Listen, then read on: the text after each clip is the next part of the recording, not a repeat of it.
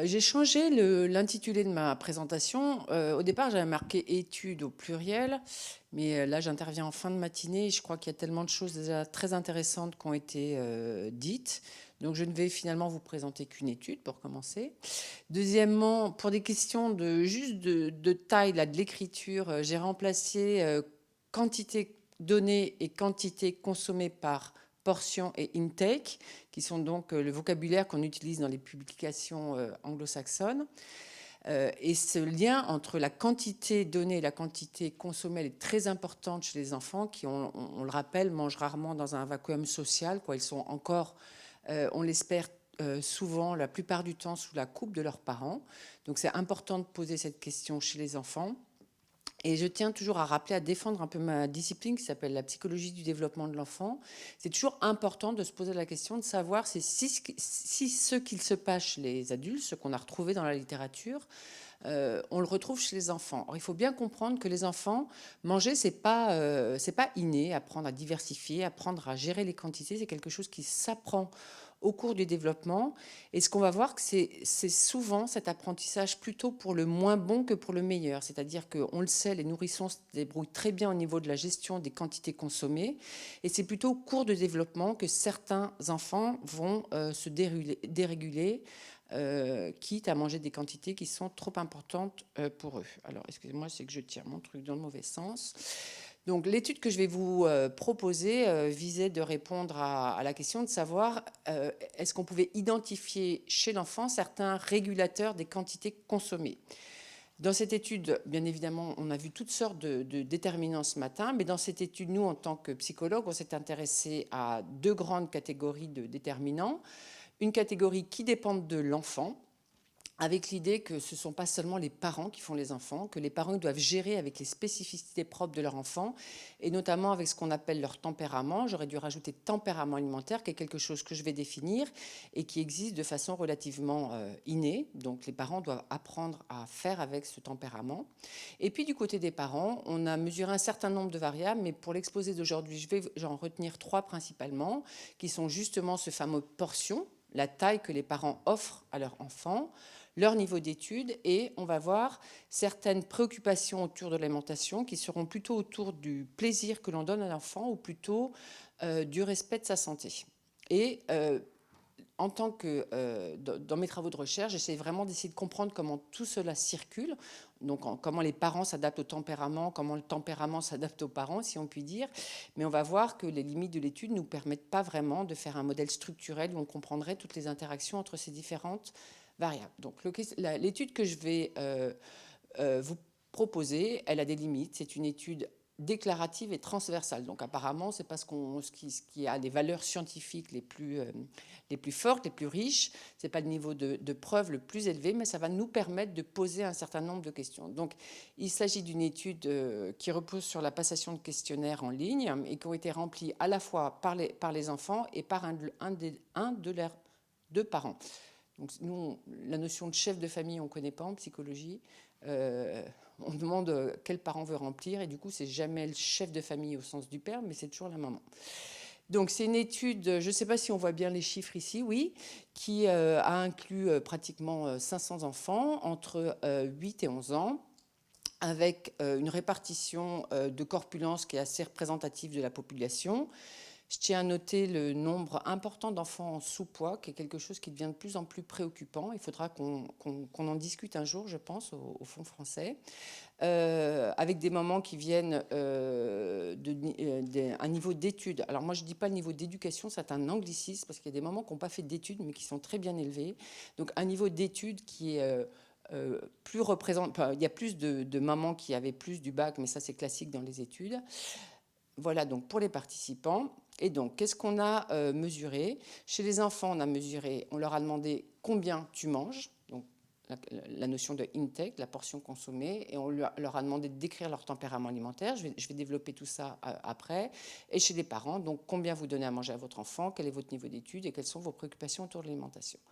Donc, Pascal Ebel a déjà présenté l'imagier Suivimax. Donc, dans notre étude, on s'est intéressé à des aliments denses, pour des raisons qu'on a déjà évoquées ce matin. C'est que si on s'intéressait aux quantités de légumes, forcément la problématique du surpoids elle est moins impliquée dans se tromper dans la ration des légumes, et puis surtout c'est plus rare, notamment chez les enfants. Donc des aliments à la fois 5 étaient sucrés et 5 étaient salés. Donc là vous avez un exemple avec des gâteaux, mais il y avait aussi du côté des salés par exemple des frites et des saucisses classiquement. Et donc ces 10 aliments ont été présentés aux parents et on leur a demandé, mesure de la portion en général, combien vous avez tendance à servir de cet aliment à votre enfant. Du côté des enfants qui n'étaient pas en présence de leurs parents, on leur demandait en général quelle quantité tu consommes de ces aliments. Donc portion versus intake sur les 10 mêmes aliments, et donc ça nous permet d'avoir 2 scores, un score moyen de la portion donnée et un score moyen de la portion consommée. Ça, c'est pour les portions, c'est facile à comprendre. Pour le tempérament,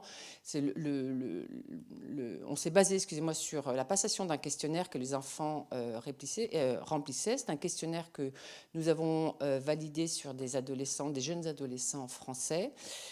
Donc, le modèle de tempérament alimentaire, il est le suivant. Il est régi par 2 grandes dimensions qui sont la réactivité de l'appétit et la capacité à autoréguler les prises alimentaires. Pour chacune de ces 10 dimensions, on s'est intéressé à le début et la continuation, la prolongation du comportement alimentaire. Je vais m'expliquer de manière un peu plus claire, je l'espère.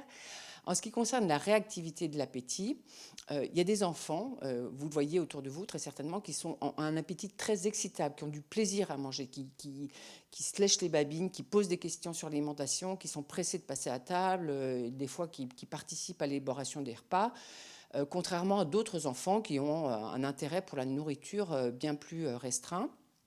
Donc ça, c'est l'excitabilité de l'appétit. Et il y a une autre dimension dans la réactivité de l'appétit, qui est l'appétit persistant. C'est-à-dire que des enfants, on peut parler de rassasiement spécifique d'une certaine manière, qui, le plaisir à manger, il dure plus ou moins longtemps. Et à côté de cette réactivité de l'appétit, il y a une autre grande dimension qui est l'autorégulation des prises alimentaires, c'est-à-dire le fait de manger ou pas sans faim. C'est-à-dire qu'en soi, d'avoir du plaisir à manger n'est pas du tout un problème. Au contraire, on pourrait penser que c'est une bonne capacité d'adaptation à l'environnement et à aller chercher des sources alimentaires variées. Mais ça peut devenir un problème si on n'est pas capable de s'autoréguler. C'est-à-dire que si les aliments qui nous procurent beaucoup de plaisir, on ne s'arrête pas quand on n'a plus faim. Donc on les mange en trop grande quantité. Et dans cette dimension de l'autorégulation, il y a aussi le fait de manger rapidement, c'est-à-dire qu'on l'a dit plusieurs fois ce matin, le fait de manger rapidement nous permet moins bien de nous autoréguler. Donc les travaux qu'on a pu réaliser sur ce modèle alimentaire chez des jeunes adolescents et des enfants ont montré que les enfants les plus à risque de surpoids, donc de consommer des grandes portions, étaient ceux qui avaient une forte réactivité de l'appétit, un grand plaisir à manger, mais qui n'étaient pas régulés par des capacités d'autorégulation satisfaisantes.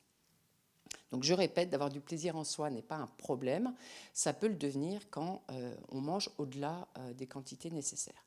Le niveau d'études de la mère, dans les études, excusez-moi, de Pascal Ebel au Crédoc, il y avait 6 points, nous on n'a retenu que 4 points, les mamans qui n'avaient pas le bac, celles qui avaient un bac, celles qui avaient un bac plus 2 années d'études supérieures ou au moins 3 années d'études supérieures. C'est important de dire qu'on a considéré le niveau d'études de la maman et non pas le revenu, son revenu économique ou le revenu économique du foyer, parce que pas mal d'études ont montré que le niveau d'études est plus prédictif des comportements alimentaires parentaux, que le niveau économique. Et on va voir que du coup, c'est important pour l'interprétation de certains résultats que je vais vous présenter. On a aussi demandé à ces mamans, dans un questionnaire dont j'ai extrait ici 2 dimensions, qui est la dimension santé et plaisir. Donc la question chez Général, c'est quand il s'agit de faire des courses pour votre enfant, à quoi vous êtes vigilant quand vous achetez les aliments? Et donc il y avait des items autour de la santé et d'autres autour du plaisir. Donc exemple d'item pour la santé, je fais attention à ce que les aliments contiennent des vitamines. Un exemple d'item autour du plaisir, je fais attention à ce que les aliments que j'achète soient appréciés de mon enfant. Voilà un résultat. Donc les premiers résultats, ce qui ressemble très exactement à une courbe que Pierre Chandon vous a présentée. Vous avez en abscisse la quantité donnée par les mamans sur les 10 aliments, l'imagier suivi max, et en ordonner les quantités consommées par les enfants. Vous avez ici une corrélation qui est très très forte de 0,73, c'est vraiment énorme. Vous voyez que les 500 individus sont très fortement réunis autour d'une courbe qui est très resserrée. Donc la question, c'est qu'on est ici sur une corrélation. Donc j'ai écrit ici, plus les quantités données sont importantes, plus l'enfant mange de grandes quantités. Mais on pourrait dire aussi que plus l'enfant mange de grandes quantités, plus les parents prennent l'habitude de donner des quantités importantes. Donc on peut effectivement lire les corrélations dans les deux sens, mais je tiens juste à préciser qu'en tout cas, des études expérimentales ont montré qu'on pouvait, au cours du développement, apprendre aux enfants quelle est la taille de la portion qu'ils doivent consommer. C'est-à-dire, je pense à une étude donc expérimentale, non pas corrélationnelle, où on fait deux groupes d'enfants, ils sont en école maternelle, je crois. La moitié des enfants, on leur apprend à manger en carottes, 50 grammes de carottes pendant, je ne sais pas, un mois, une ou deux fois par semaine.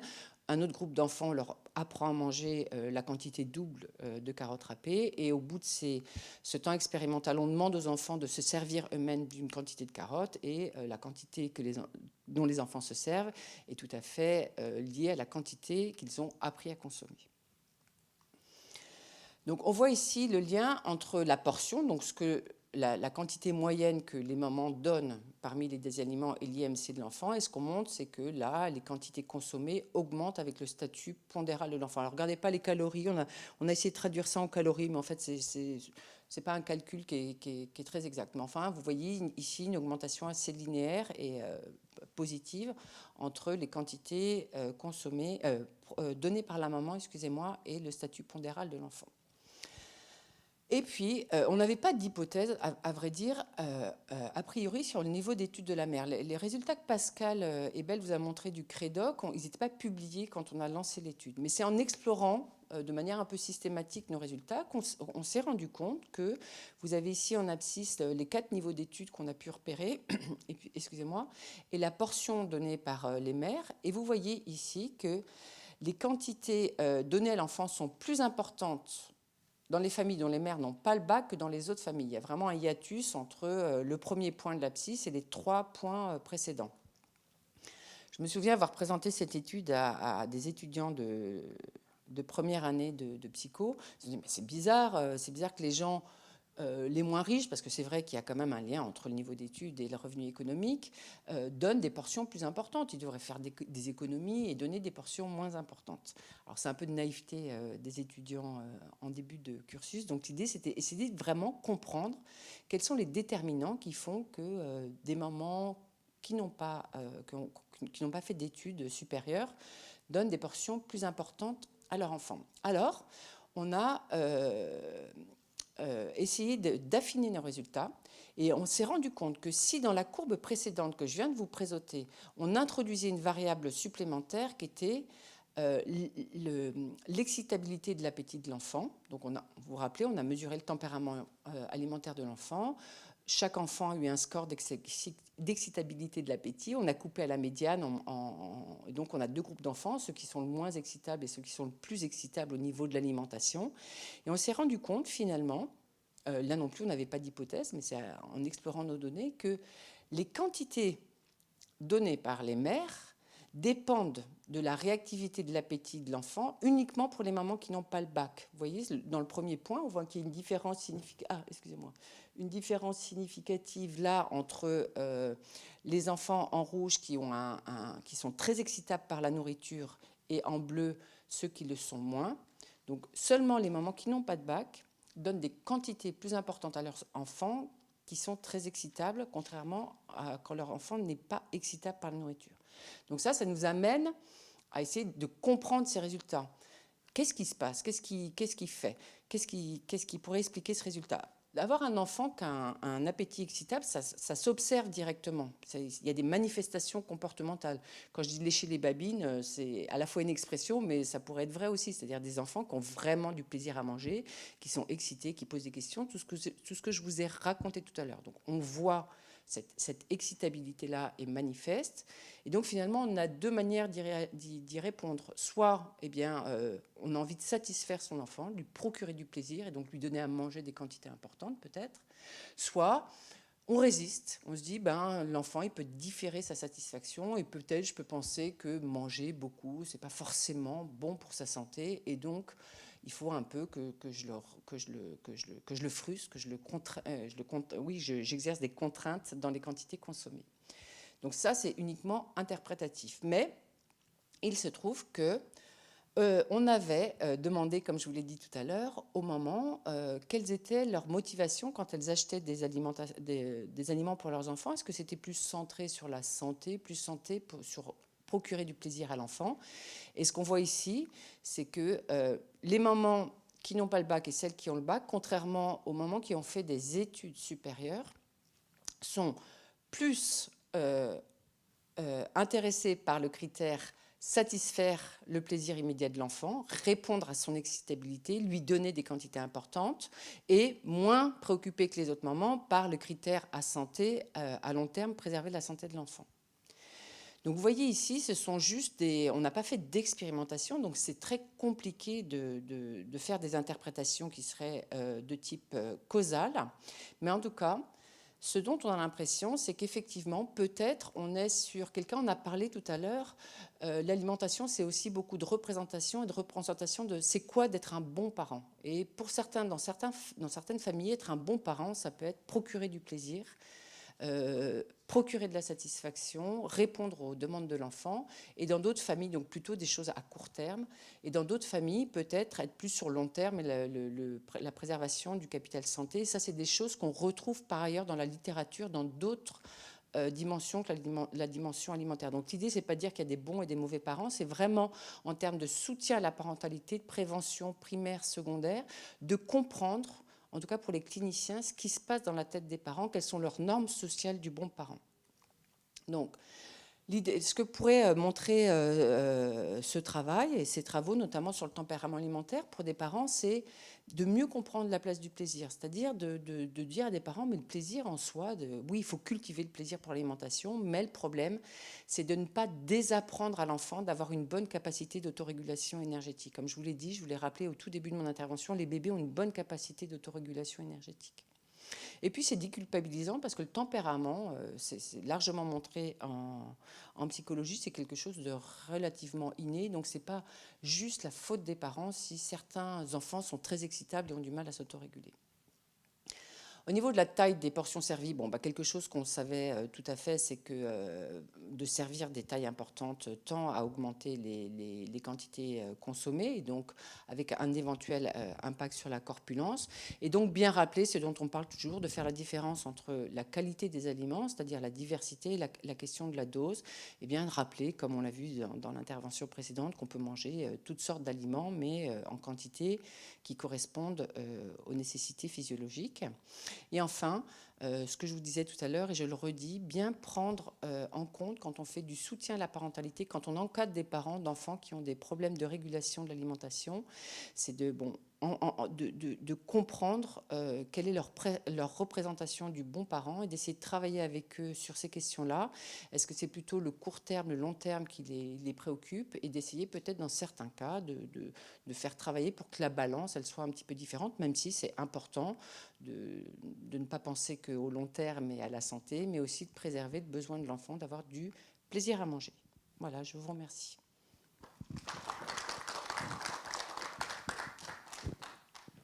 Merci Nathalie. Est-ce qu'on a des questions ici? Est-ce que Sandrine?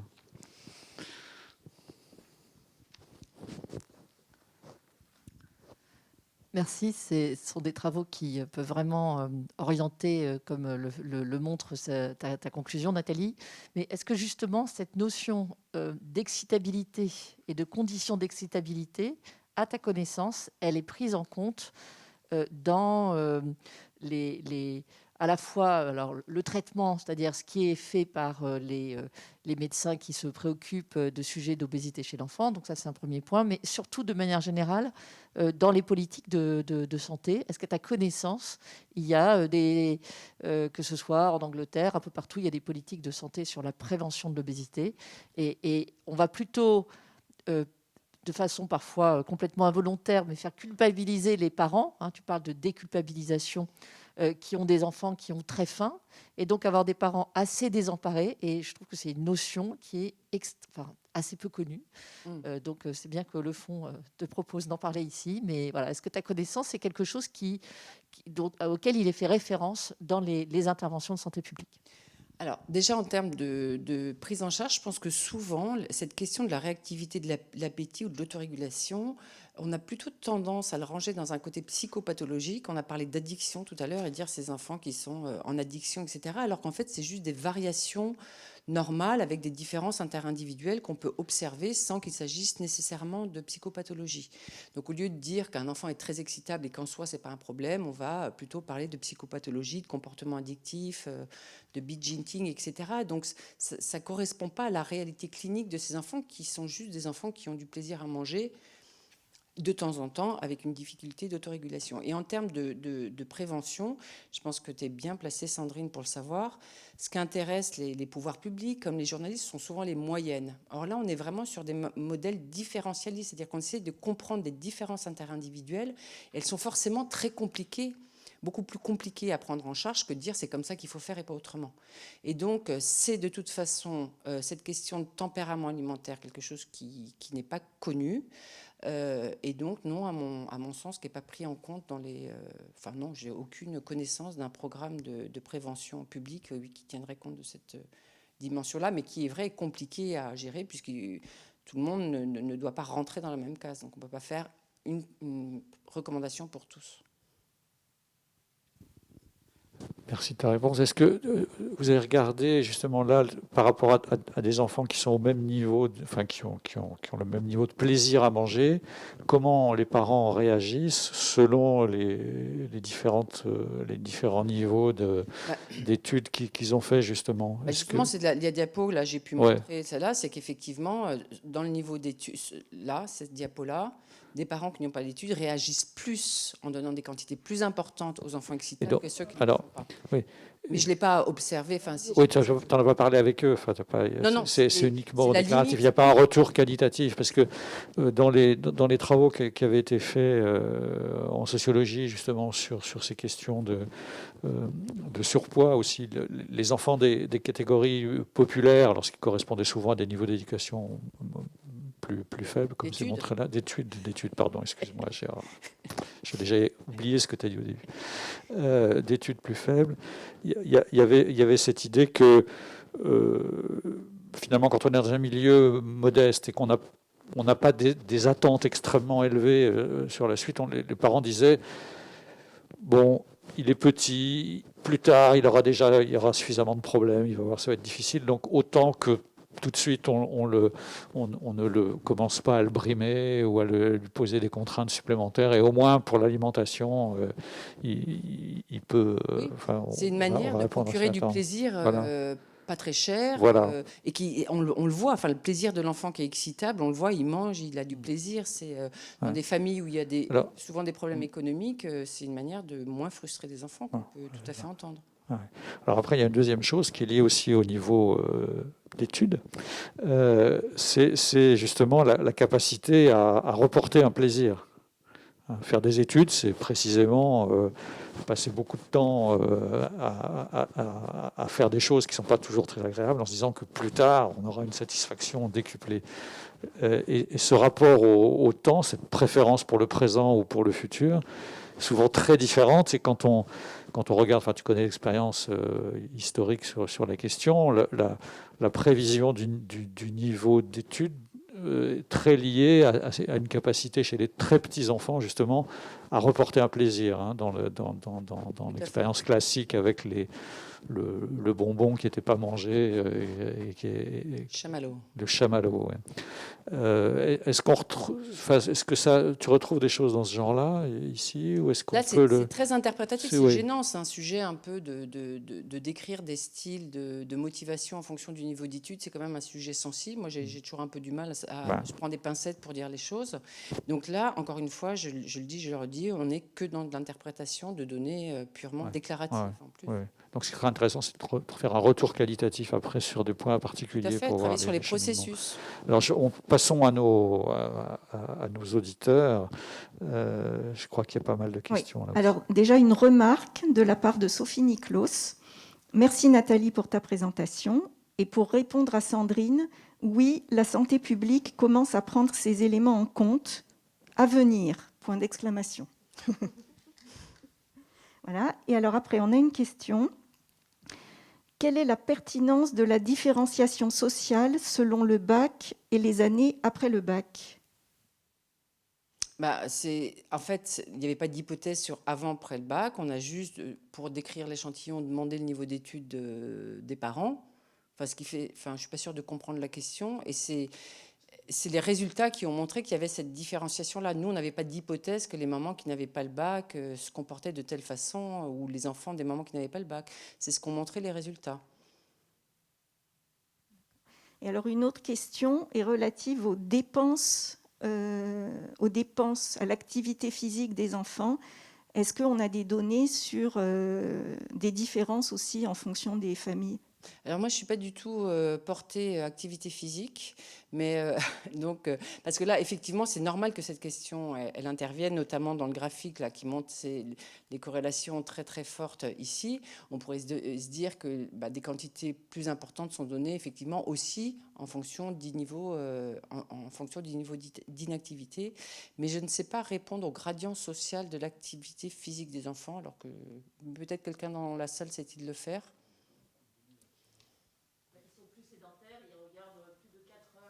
Ah oui, bien sûr, bien sûr. Plus sédentaire, bien sûr.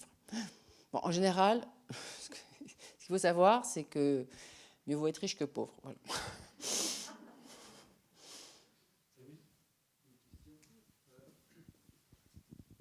Est-ce que cette différence d'offre, de réponse, est-ce que c'est quelque chose de spécifique aux enfants ou est-ce que c'est un élément pour la famille, en fait, quand les gens proposent davantage, est-ce qu'ils proposent davantage spécifiquement aux enfants pour leur faire plaisir ou est-ce que c'est la quantité donnée à la famille en général qui va être plus importante? Est-ce que ça ne pourrait pas du coup s'expliquer par le fait que peut-être que ces personnes qui ont des niveaux, alors pas d'éducation, mais d'études ont peut-être des activités plus énergivores, des travaux plus difficiles, peut-être en usine, avec des besoins énergétiques supérieurs que des autres classes de population que vous avez étudiées. Alors, pour répondre à votre question, moi, j'ai vraiment regretté, au vu de ces résultats, de ne pas avoir demandé aux parents combien ils se servaient eux-mêmes, parce que du coup, c'est vraiment, pour moi, cette diapo-là qui parle d'elle-même, c'est vraiment l'existence d'un pattern familial de la portion. Donner quantité servie, quantité consommée, mais là, il manque quand même la quantité dont les parents se servent eux-mêmes. Par contre, répondre sur la taille de la portion, on ne sait pas si c'est dû à une activité plus importante, une sédentarité moindre. J'en doute un peu, mais moi, à ma connaissance, il n'y a pas de données sur cette question-là. Mais par contre, c'est peut-être une question vraiment de la norme du bon parent, qui est différente selon le niveau d'études, mais qui est différente selon les cultures aussi. On voit bien certaines cultures où c'est difficile de résister à des propositions de manger, où c'est une insulte. Donc il y a des différences socio-économiques et culturelles qui sont évidentes à ce sujet-là. Du côté de l'auditeurs, non, alors ça tombe bien parce que maintenant on a des questions dans la salle. Yvette. Merci. Est-ce qu'il n'y a pas aussi un lien avec la variété? Parce qu'on voit que dans ces familles où le niveau d'études est moindre, on sait qu'il y a moins de variété de l'alimentation. Du coup, est-ce que l'augmentation des portions, c'est pas pour compenser cette moindre variété? Est-ce que vous avez regardé entre les deux la variété de Pas du tout. La variété, la variété, c'est quelque chose qui est compliqué à mesurer. Bon, de toute façon, ce n'était pas dans le propos de l'étude, mais déjà, c'est compliqué à mesurer. On ne l'a pas inclus dans nos données, dans les questionnaires, mais c'est vrai. Quand je dis que ce sont des interprétations que je propose, par exemple, vous proposez une interprétation alternative qui est tout à fait intéressante et qui va bien avec les données que Pascal et Bell ont montrées sur la différence diversité-quantité selon le gradient social. Patricia. Patricia avait demandé avant, excuse-moi Sandrine, hein, mais enfin, je sais que vous vous arrangez entre vous.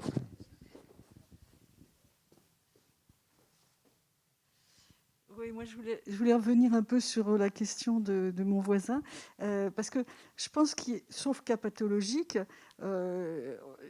tout parent, notamment tout parent nourricier, a envie d'être un bon parent. Bien Donc, sûr. bon, Winnicott, hein. Et donc, c'est toujours très difficile de frustrer les enfants. Mais si je peux lui acheter une paire de Nike, parce que mon niveau d'études, mon niveau socio-économique fait que s'il veut une paire de Nike, je vais la lui acheter, puis il va aller faire du sport, je vais avoir moins besoin de compenser sur les petits gâteaux. Or, dans les familles avec des faibles revenus, qui sont quand même vachement corrélés avec le niveau de diplôme, la paire de Nike, elle est un peu difficile, le jeu vidéo aussi. En revanche, acheter des gâteaux et lui donner, on l'a bien vu hein, avec l'étude de Pascal aussi, c'est quelque chose qui va me permettre de lui faire plaisir. Et quand on est un parent, on a envie de faire plaisir à son gamin. Donc, il faut bien trouver des moyens acceptables dans l'économie de la famille, quoi. Voilà, Je voulais juste apporter un commentaire. On pourrait penser, et je voulais avoir ton commentaire sur ce sujet, Nathalie, parce que tu travailles sur les enfants et ces sujets-là depuis très longtemps, quand on dit le niveau d'études. Et donc, du coup, la réponse, souvent, on dit il faut éduquer les gens à l'alimentation. Et donc, c'est ce qu'on fait à l'école. On apporte encore plus de cours sur la nutrition, la compréhension. Et on vient par des approches très pédagogiques et qui sont assez loin de ce qu'on a pu voir ce matin, qui ont été présentés par les différents intervenants, qui prennent en compte les dimensions de plaisir, etc. Donc, voilà, je voulais juste mettre en garde sur cette conclusion qui pourrait consister, et avoir ton point de vue, à dire, donc finalement, comme c'est le niveau d'études qui fait que la mère a un meilleur, puisque c'est les mères, surtout tu nous as dit, va savoir adapter ou gérer une situation face à un enfant excitable. Et pour rebondir sur ce que dit Patricia, en effet, il y a plein d'autres éléments et que sans doute la pédagogie qui va aussi parfois heurter la parentalité, elle peut pas du tout avoir les effets qu'on pense qu'elle pourrait avoir parce qu'on augmente le niveau d'études sur l'alimentation. Voilà. Bien évidemment, c'est du coup un sujet, c'est ce que je disais, c'est pour ça que j'ai bien marqué dans ma dernière diapositive, non pas guidance parentale, qui est un peu le terme à la mode. Il ne faut pas dire aux gens c'est comme ça qu'il faut faire, mais essayer de comprendre comment ils fonctionnent pour les aider à avancer sans les heurter, comme tu dis très bien, Sandrine, bien évidemment. Il faut prendre en compte leurs besoins, leurs représentations, leurs capacités. Mais c'est vrai que c'est compliqué à faire en termes de prévention primaire. C'est plus facile dans des cabinets cliniques autour de la prise en charge des enfants en surpoids. Et donc, l'idée de faire une éducation purement nutritionnelle en disant ce qu'il faut manger, pas manger, on voit bien qu'ici, si nos interprétations sont justes, ça ne peut pas fonctionner.